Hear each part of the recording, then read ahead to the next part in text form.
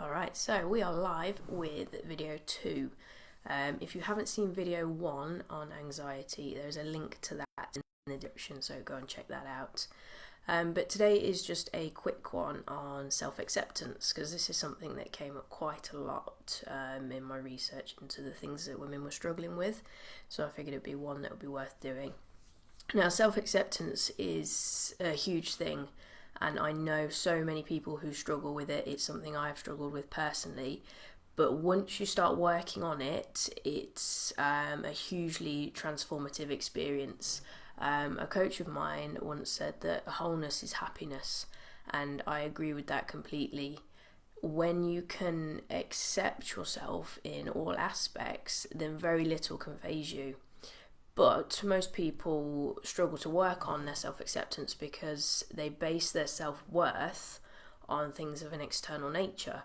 They look for the approval of others, they compare themselves, they do things based on what they think society expects of them. But the thing is, we exist in two different realities, possibly three, but that's a story for another day. There's the physical reality, so the scientific factual world that exists without question. You know, that's the physical world, the touching of things, you know, the fact that I am here, you can see me, you can hear me, I have a laptop here, that's solid. All of that is the physical world. But then there's your version of that, okay? There's your perception of that physical world, which forms your own world. The physical world is not something that you can control. You can't control nature, you can't control other people, you can't control time or anything else in that world. So in trying to define yourself by that physical reality, you're playing a losing game. The only reality that you can control is yours. And when you start to work on yourself, you take control of that reality and you level up, which gives you a greater capacity to then deal with the demands of the physical world, that physical material world. And I think when it comes to self-acceptance, there's two sides of the coin. And I always talk about balance. It's something that features heavily in my work. I talk about how we're symbiotic and we crave balance. But when we live based on social expectations, we only accept one side of ourselves, one side of that coin. And in doing that, we essentially suppress the other side of ourselves, which creates an imbalance. And any kind of imbalance in you will create turmoil.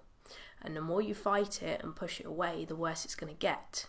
So those things that you don't like about yourself, the things that you want to hide, when you shove them down over and over and over again, they actually grow in strength and eventually they will come out. And when they do come out, it's going to be powerful.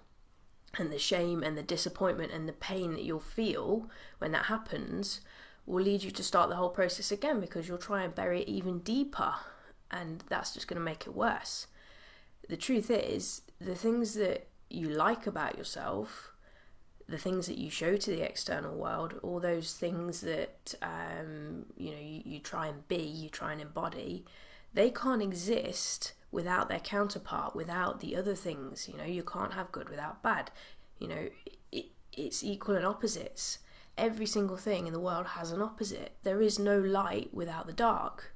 So then self-acceptance is simply a case of shining a light on that darkness and coming to accept both sides of the coin. I'm not saying that makes it acceptable to behave like an asshole, because then that's flipping the balance too far the other way. We want the middle ground. It's about balance. Everything is about balance. We want to acknowledge all that we are and accept it for what it is. And then that allows us to do the work, if that's, what needs doing, to improve the other areas.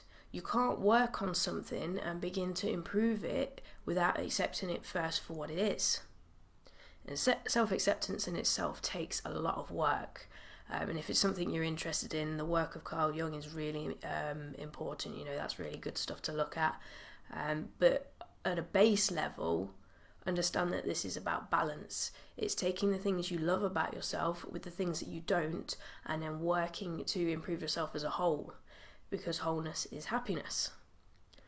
So it's just a short one today on self-acceptance, but if you like this and you're enjoying these videos, please share them, comment, like, tag people, whatever it is you got to do, because as I explained in the first video, I want to try and reach at least 500,000 women. That's the goal, and I'm going to need your help with that. So please help me get this stuff out there. Share it, like it, comment, whatever you've got to do.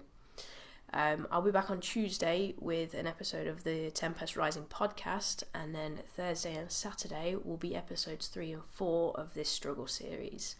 In the meantime, use the link that's going up in the comments now to book yourself a call with me.